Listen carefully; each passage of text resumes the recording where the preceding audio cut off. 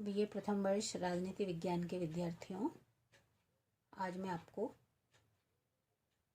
द्वितीय प्रश्न पत्र भारतीय राजनीतिक विचारक के अंतर्गत प्राचीन भारतीय विचारक मनु द्वारा प्रतिपादित परराष्ट्र नीति और संबंधों के बारे में चर्चा करने जा रही हूँ। इसमें हमने पूर्व में परराष्ट्र नीति और संबंधों में मंडल सिद्धांत के बारे में जानकारी ली थी। इसी क्रम में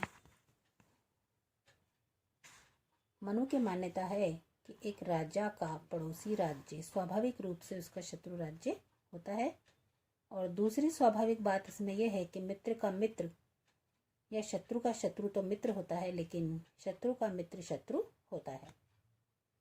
विजयकेशु राजा के राज्य की सीमा से लगा हुआ जो राज्य होगा वह अरि शत्रु राज्य होता है। विजयकेशु के राज्य की सीमा से दूर किंतु उसके पड़ोसी राज्य से मिला हुआ राज्य अरि मित्र होता है। कहने का आशय यह है कि अपने निकटतम पड़ोसी राज्य का राजा शत्रु, उसके आगे का मित्र और उसके आगे का अरि मित्र, इसी प्रकार से क्रम चलता रहता है। ये 5 राज्य तो विजयकेशु के सामने वाली या आगे की दिशा में होते हैं। इसी प्रकार कुछ राज्य उसके पीछे की दिशा में भी होते हैं। विजयकेशु के राज्य के पीछे की सीमा से लगा हुआ राज्य पाशनेर ग्रह यानी पीछे का शत्रु, और पाशनेर ग्रह की सीमा से लगा हुआ राज्य आक्रांता शत्रु का शत्रु अर्थात पीठ का मित्र है। इससे आगे के 2 राज्य पाशनिग्रह सार यानी पाशनिग्रह का मित्र और आक्रांदा सार यानी आक्रांत का मित्र है। इस प्रकार पीठ के पीछे के 4 राज्य मंडल में आते हैं।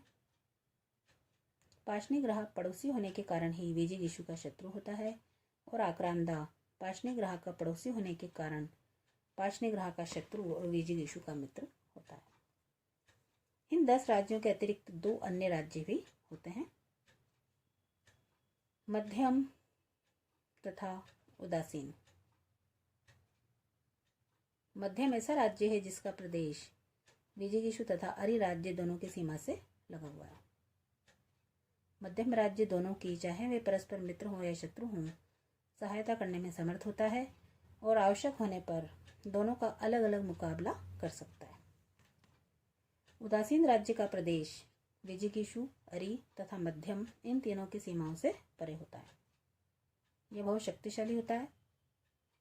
उपर्युक्त तीनों के परस्पर मिले होने की दशा में वह उनकी सहायता कर सकता है। उनके परस्पर न मिले होने की दशा में वह प्रत्येक का मुकाबला कर सकता है। इस प्रकार 12 राज्यों का यह समूह राज्य मंडल कहलाता है। मंडल सिद्धांत के आधार पर मनु ने इस बात को स्पष्ट कर दिया कि एक विशेष राज्य के कौन से राज्य मित्र हो सकते हैं और कौन से राज्यों के शत्रु होने की आशंका है। राज्यों को अपनी नीति और योजना इस तथ्य को दृष्टि में रखते हुए निर्धारित करनी चाहिए।